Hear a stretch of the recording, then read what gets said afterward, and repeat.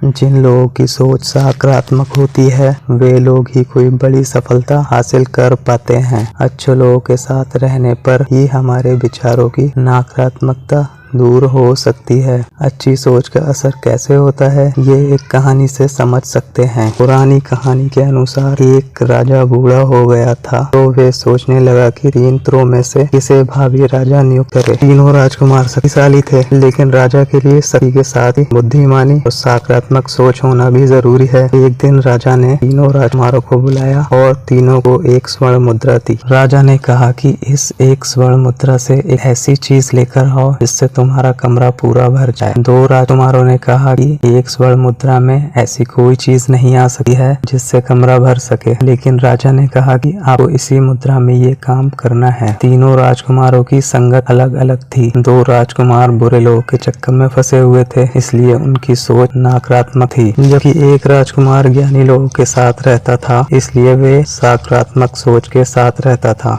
एक राजकुमार ने अपनी मुद्रा से कचरा खरीदा और कमरे में भर दिया।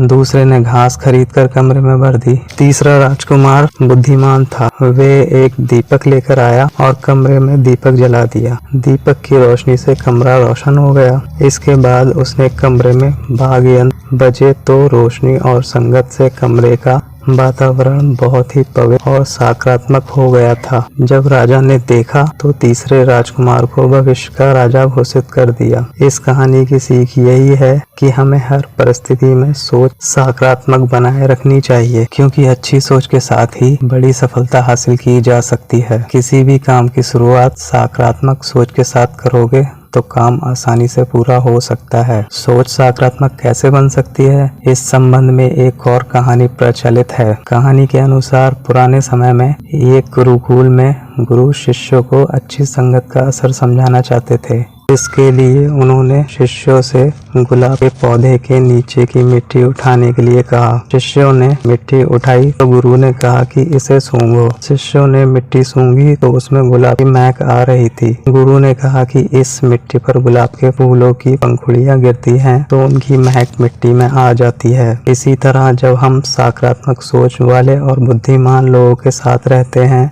तो हमारे स्वभाव में भी उनके जैसे गुण आने लगते हैं और हम उनकी तरह सोचने लगते हैं। तो कैसी लगी स्टोरी? अगर वीडियो पसंद आई हो तो मेरे चैनल को सब्सक्राइब करो और वीडियो को शेयर करो। आपसे अलविदा चाहता हूँ, मिलते हैं अगली वीडियो में।